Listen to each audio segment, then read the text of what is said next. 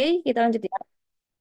Ya, teman-teman, untuk tahap pertama pertumbuhan ekonomi ya, kita akan mengetahui beberapa teori pertumbuhan ekonomi, ada beberapa ahli di sini. Lalu kedua, kita akan belajar juga tentang pertumbuhan ekonomi di Indonesia serta faktor-faktor ya yang mempengaruhi pertumbuhan ekonomi itu seperti apa. Untuk beberapa teori yang terkenal itu dari Friedrich List, dari Werner Sombart, ada juga Walt Whitman Rostow. Yang paling terkenal memang Rostow ya, karena dia punya 5 tahapan pertumbuhan ekonomi. Untuk Friedrich List, ini maksudnya tentang pertumbuhan ekonomi itu adalah sebuah negara itu mengalami sebuah evolusi ekonomi. Jadi awalnya ketika sedang dalam masa penjajahan, mereka susah payah ya untuk memenuhi kebutuhan dalam negeri. Lalu setelah itu mereka mulai bangkit menjadi negara berkembang dan akhirnya menjadi negara maju. Jadi ini sesuai dengan kebiasaan masyarakat bagaimana bisa memproduksi hasil olahan dari dalam negeri. Kalau Werner Sombart mengatakan bahwa ekonomi itu semakin berjenjang di sebuah negara karena adanya organisasi ya. Karena setiap organisasi masyarakat itu punya posisinya masing-masing, ada ketua, wakil, dan sebagainya. Kalau Rostow ini menjelaskan tentang pertumbuhan ekonomi yang terjadi di negara di dunia. Jadi mengapa ada negara maju, negara yang berkembang, atau negara yang belum berkembang. Nah, ini dibagi menjadi 4 tahapan. Apakah semua negara nanti akan menuju ke berkembang atau maju, itu bisa saja terjadi kalau menurut versinya Rosto ya, teman-teman. Oke, lalu berikutnya siapa nih? Ada ahli yang lainnya tentang pertumbuhan ekonomi.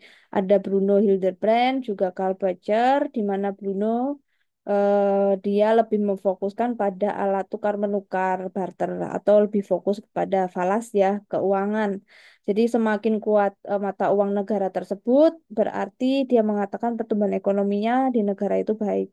Kalau Karl Barger menyatakan bahwa pertumbuhan ekonomi didasarkan oleh hubungan konsumen dan produsen, lebih ke perdagangan ya teman-teman untuk yang versinya Karl Barger.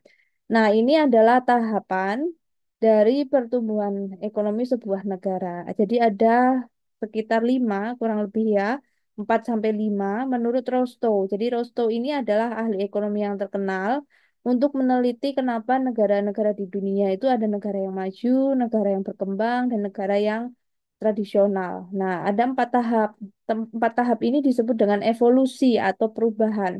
Nanti bisa saja dari yang awalnya masyarakat tradisional, lalu prakondisi, lalu lepas landas, pada akhirnya dewasa dan konsumsi massal. Kurang lebih seperti apa?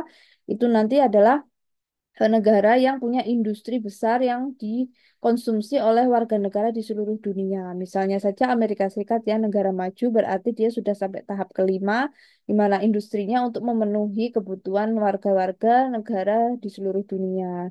Tidak hanya Amerika, mungkin Indonesia apakah masuk tahap terakhir? Nanti kita cek kembali, kita diskusikan kembali. Nah, untuk menurut Rostow sendiri, tahap perkembangan negara yang paling awal, kita lihat di bawah sendiri ya, teman-teman. Bawah sendiri ini adalah proses evolusi atau proses perubahan, di mana tahap 1 itu disebut masyarakat tradisional, ya, atau traditional society. Mereka rata-rata kebutuhan utamanya itu adalah pertanian bercocok tanam, tetapi hanya untuk kebutuhan dalam negeri. Nah, negara yang ini rata-rata adalah negara yang memang tidak membuka pintu ekspor impor ya, masih ada di dunia seperti itu ya, kurang lebih seperti negara di daratan Tibet dan sebagainya. Nah, mereka ini lebih fokus ke eh, barter dan agrikultur ya. Sifatnya adalah bercocok tanam nanti untuk memenuhi kebutuhan dalam negeri. Sedangkan tahap yang kedua, sebuah negara di mana dia adalah persiapan untuk lepas landas atau precondition take off. Di sini mereka lebih ke pengembangan keterampilan ya, spesialisasi, infrastruktur. Nah, atau lebih disebut padat karya ya untuk area yang di tahap 2.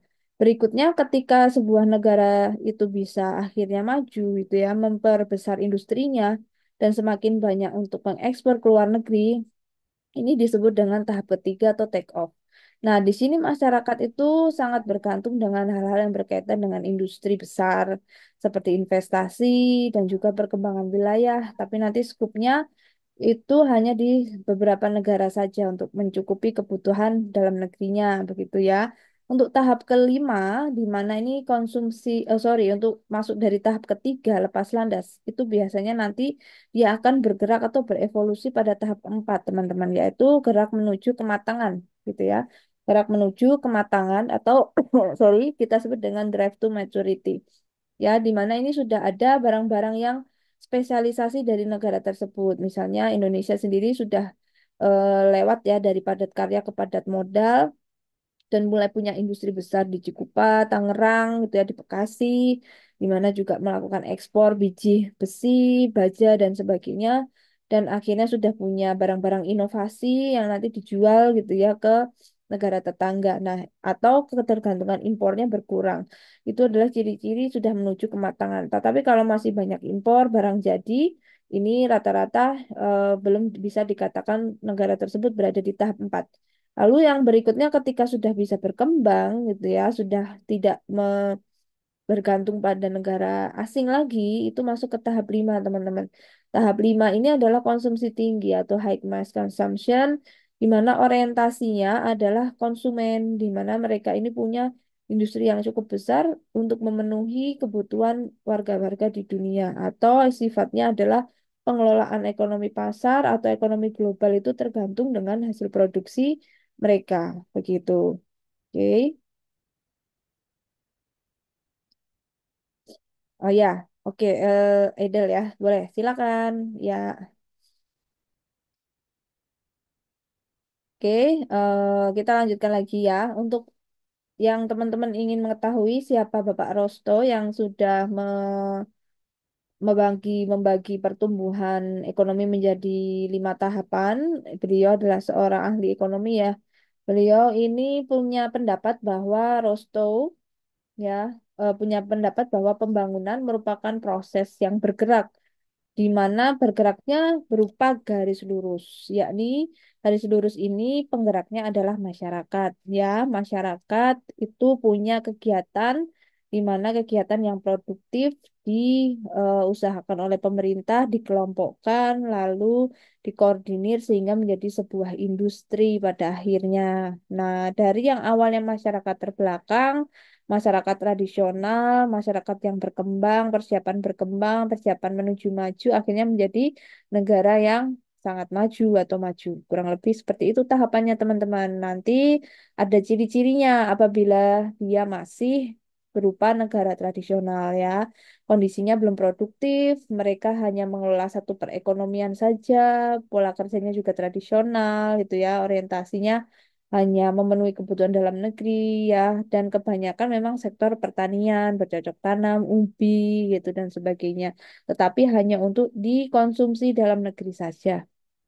Oke, lalu yang tahap prakondisi lepas landas. Ketika sudah bisa mencukupi dalam negeri, biasanya perputaran ekonomi itu mengalami peningkatan, teman-teman ya. Peningkatannya ini terjadi sebuah sistem pola kerja yang mulai rapi di berbagai bidang gitu ya. Mulai bidang budaya, mulai ada tarian, kesenian, mulai ada pariwisata sebagai sektor ekonomi dan sebagainya. Mulai mengenal politik, mulai mengenal bagaimana memproduksi barang kecil-kecilan dengan produktif dan efisien secara hemat keuangan ya, mulai muncul lembaga keuangan, mulai muncul perbankan.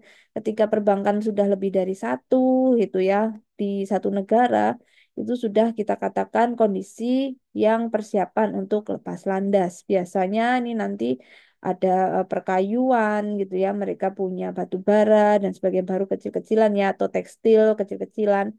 Nah, kira-kira seperti apa ciri-cirinya begitu? Ciri-ciri yang paling terlihat itu ada di negara yang tahapannya itu merombak tradisional itu antara Eropa, Asia itu juga pernah mengalami ini ya, Timur Tengah, Afrika. Lalu tahapan yang sudah merubah tradisional itu sudah berubah benar-benar total ya, itu ada di daerah persemakmurannya Australia dan Amerika. Kurang lebih seperti itu, teman-teman. Untuk ciri-ciri tadi sudah dijelaskan ya, ada investasi ya nanti yang diarahkan ke prasarana atau pabrik. Ada mulai penanaman modal sedikit-sedikit gitu ya. Tetapi sudah mulai ada alat-alat yang membantu industri tersebut. Misalnya kalau pertanian sudah ada pembajak sawahnya, kalau misal kayu sudah ada alat pemotong kayu massal, tetapi belum yang sangat canggih ya, masih sederhana, tetapi ada gitu. Tidak lagi menggunakan manusia 100%. Kalau tradisional masih manusia 100% ya. Ini mungkin 50%-nya sudah menggunakan alat atau mesin. Lalu bagaimana dengan yang lepas landas? Yang lepas landas ini bisa dikatakan mungkin alatnya sudah hampir 70-90% atau bahkan mungkin sudah menggunakan alat-alat otomatisasi di pabrik ya, di mana usahanya sudah berkembang, ini dikatakan lepas landas dan produksinya sudah diarahkan ke hal yang lebih efisien, lebih hemat lagi, bahkan di semua bidang perekonomian, tidak hanya ini ya, tidak hanya pertanian saja, mulai ada hasil alam yang lain, hasil bumi gitu dan sebagainya. Oke, lalu ada ciri-cirinya seperti apa untuk tahap yang ketiga? Negara dikatakan negara lepas landas, di mana terjadi peningkatan investasi. Jadi ada penanaman modal asing mulai masuk, itu adalah di tahap lepas landas. Jadi kalau negara tersebut belum ada penanaman modal asing, belum ada sektor industri seperti tekstil, kendaraan gitu ya, pertanian, penerbangan, itu belum dikatakan lepas landas ya teman-teman. Jadi ini ada beberapa contoh negara yang sudah mengalami proses lepas landas atau pertama kali pernah dimasuki negara lain untuk investasi. Ada Inggris, Perancis, Amerika juga sudah pernah, tapi masalahnya mereka ini untuk negara-negara yang Anda bisa lihat di tabel, ini adalah negara yang sudah maju sekarang. Artinya mereka sudah meninggalkan tahap ini tuh di tahun 1800-an. Itu ya. Lalu yang di Asia itu baru mulai melepas masa-masa lepas landasnya itu adalah di tahun 1900 begitu. Jadi ini negara yang tahapnya ketika awal muncul modal-modal asing ya untuk beberapa industri yang mulai semakin otomasi di alat-alat pabriknya. Begitu teman-teman ya. Oke. Oke, ya boleh silakan ya teman-teman yang ada ini kegiatan dipersilahkan.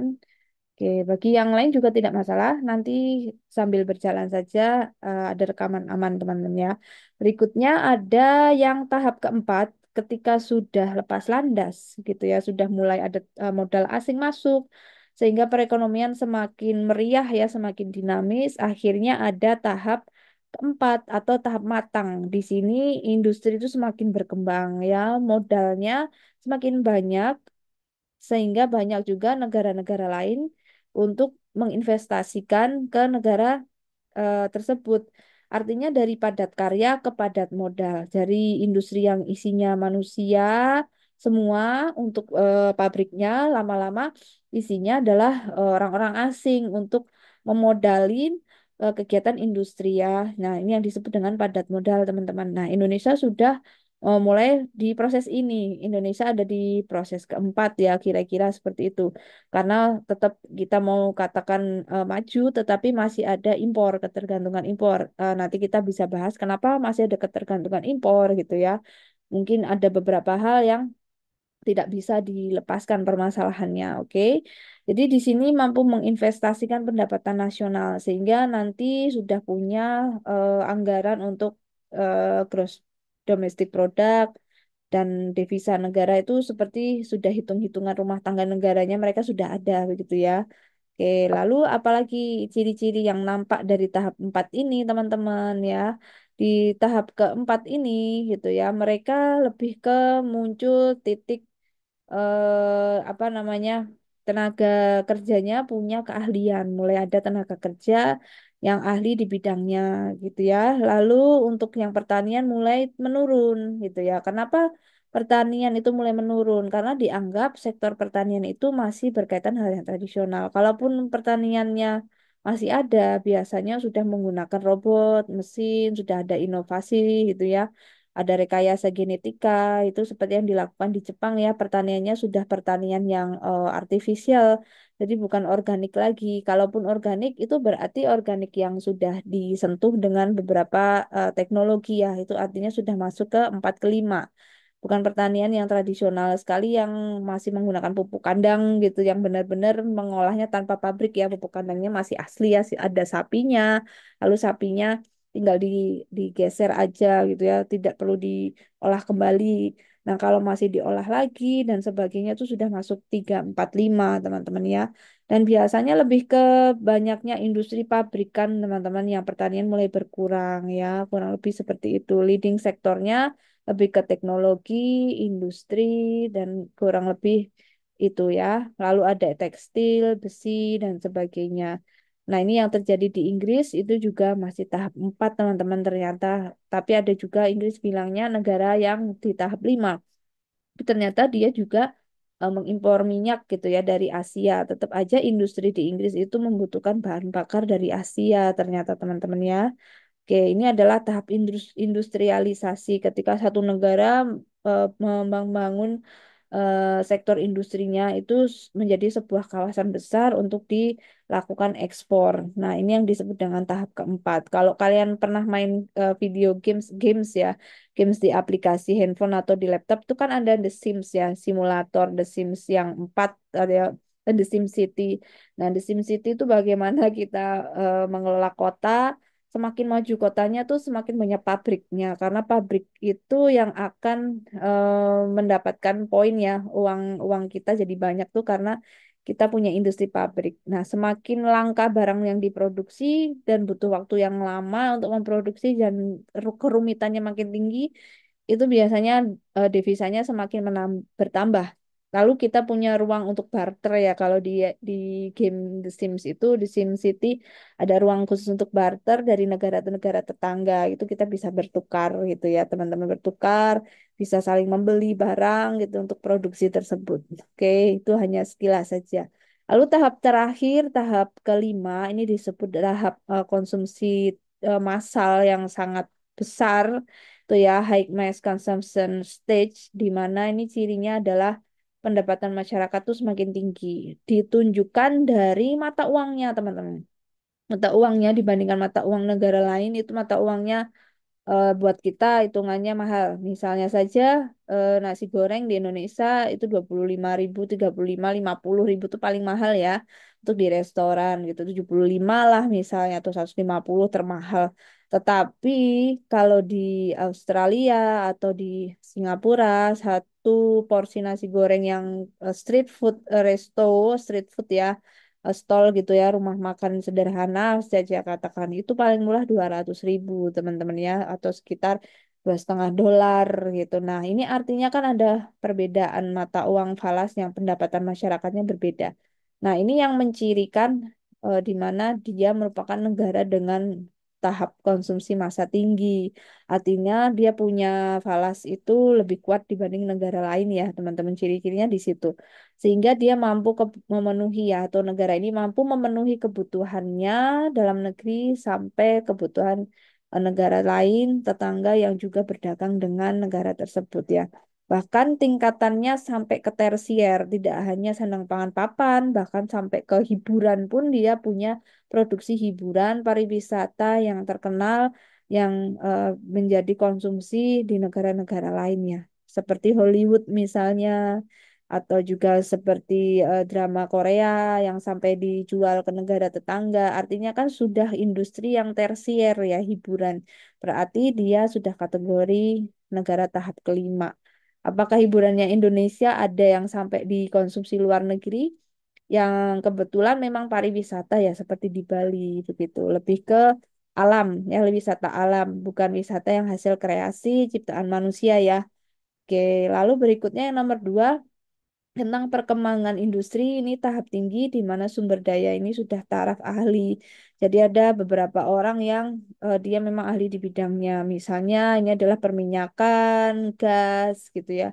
Ada biji besi, baja gitu. Indonesia juga sebagai pengekspor baja ya terbesar, teman-teman.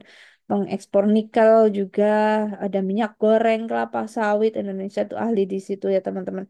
Jadi untuk di beberapa negara Eropa Timur itu mengatakan Indonesia masuk di tahap 5, ada yang seperti itu karena sangat bergantung mereka dengan Indonesia. Oke. Berikutnya kita bisa lihat bahwa ciri-ciri dari tahap konsumsi tinggi itu adalah mereka punya kebutuhan, bisa memenuhi ya. Mereka mampu memenuhi kebutuhan luar negeri, Mereka juga bisa menciptakan welfare state, artinya adalah kemakmuran yang merata bagi penduduk. Kalau masih banyak ketimpangan, misalnya itu belum dikatakan juga tahap konsumsi yang tinggi gitu ya. Dia belum dikatakan negara maju karena ada pajak ya, di mana pajak progresif ini adalah pajak yang pemerataan. Semakin tinggi pendapatan masyarakat, biasanya pajaknya juga harus ikut tinggi, itu progresif ya. Kalau misalnya pendapatannya tidak tinggi atau biasa saja, pajaknya juga mengikuti pendapatan, itu progresif. Jadi adil dan merata, teman-teman. Lalu yang ketiga, meningkatkan konsumsi ya, meningkatnya konsumsi masyarakat atas barang mewah. Ini yang menyebabkan Indonesia dicap status sebagai negara maju oleh negara di Eropa dan Amerika karena Indonesia itu orang-orangnya punya barang-barang mewah seperti barang-barang buatan Eropa yang mobil-mobil mewah itu banyak orang Jakarta yang punya. Bahkan Indonesia punya tokoh terkenal masuk ke Forbes sebagai orang terkaya di dunia gitu ya, nomor sekian, tapi masih kalah sama India ya, Aman Ambani. Jadi Indonesia masih di bawahnya India sebenarnya untuk beberapa orang kaya ya gitu. Oke, ini Indonesia dan India itu hampir bersaingan di ekonomi karena kemerdekaannya hampir bareng gitu dan mereka berdua ini seperti bersahabat ya teman-teman. Jadi kemerdekaan Indonesia juga disupport oleh Jawaharlal Nehru ya pada eranya Pak Soekarno waktu itu ya dibantu untuk istilahnya diinformasikan nih loh ada negara yang sudah merdeka juga kok gitu. Kalau tidak ada support dari negara tetangga sesama Asia, namanya kemerdekaan itu kan sebuah status yang harus didukung ya, harus di apa namanya harus ada bukti juga. Karena susah ya mendapatkan sebuah kemerdekaan itu sampai sekarang pun juga masih ada kan negara yang belum merdeka ya karena tidak punya sahabat, tidak punya negara yang bersahabat lah istilahnya untuk mendukung kedaulatan mereka. Nah, Indonesia itu beruntung banyak pendukungnya baik di Asia maupun di Eropa juga banyak, di Amerika juga ada begitu. Makanya cepat merdeka ya walaupun kesannya terburu-buru tapi Indonesia akhirnya punya status merdeka. Kalau sudah seperti itu kan keran perdagangan luar negeri itu bisa dibuka selebar-lebarnya. Enak, ada investasi itu bisa masuk. Kalau belum merdeka, pemodal asing dari negara lain mau masuk itu teman-teman biasanya akan berpikir ulang karena takut tidak aman ya. Kalau negara dengan politik yang belum aman, belum stabil, itu rugi nanti takutnya gitu kan tiba-tiba terjadi perang, uangnya jadi habis, pabriknya jadi ledak misalnya itu juga kerugian besar ya. Nah, sehingga di sini sangat berpengaruh. Oke, kurang lebih seperti itu. Kenapa warga negara Indonesia itu dikatakan orang-orang yang suka membeli barang mewah ya, bahkan punya mobil banyak satu orang bisa atau di Jakarta misalnya ada 5 anggota keluarga, satu anggota keluarga punya satu mobil gitu dan mobilnya mobil seperti Camry dan barang mewah ya mobil merek-merek mewah ya yang harganya 200 juta 500 juta walaupun kredit ya kesannya mereka tetap dikatakan mampu. Oke, jadi seperti itu kesan dari luar negeri yang melihat Indonesia. Nah, di sini ada catatan teman-teman bahwa setiap tahapan itu sifatnya relatif ya di setiap negara. Makanya tadi saya katakan bisa saja Indonesia dipandang atau diberikan status dicap sebagai negara maju. Tetapi di satu sisi Indonesia masih di tahap 4 gitu kalau secara kenyataan dalam negeri ya karena hutangnya masih banyak untuk produksi infrastruktur juga belum merata, masih banyak jalan yang rusak, ya, masih susah untuk transportasi distribusi barang ke daerah, pemerataannya juga belum, pendidikan juga belum, sehingga mau dikatakan 4 juga masih memaksa juga sebetulnya. Tapi kalau hanya lihat Jakarta, SCBD dan Pulau Jawa, orang pasti dari luar negeri ya yang kurang paham tentang detail langsung melihat dia Indonesia ada di tahap 5 negara maju begitu. Oke, ini adalah tahapan yang sangat relatif. Jadi Rosto juga punya kelemahan gitu ya. Jadi tahap-tahap negara ini bisa dari tradisional ke maju itu juga ada kritik ya. Kritiknya ini macam-macam teman-teman. Tetapi kritik yang pertama ini dari Kuznets, di mana kritik ini tentang tahap pertumbuhan gitu ya. karena biasanya sulit terjadi. Kalau misalnya saja pra lepas landas dan lepas landas sendiri masih membingungkan ya. Tahap padat karya, padat modal itu juga kadang sudah ada investasi asing, tapi juga banyak juga industri di belahan kawasan lain satu negara yang masih padat karya. Jadi sebenarnya tidak semua negara mengikuti tahapan itu secara urut, teman-teman ya. Ada yang seperti Singapura dari tahapan yang tidak tidak ada padat karya, tiba-tiba mereka punya investor. Itu adalah Singapura ya. Tahu-tahu mereka menjadi negara maju tanpa tanpa melalui tahapan-tahapan seperti industri-industri kecil dulu yang dari kayu-kayu. Kalau Cina itu tahapannya urut ya.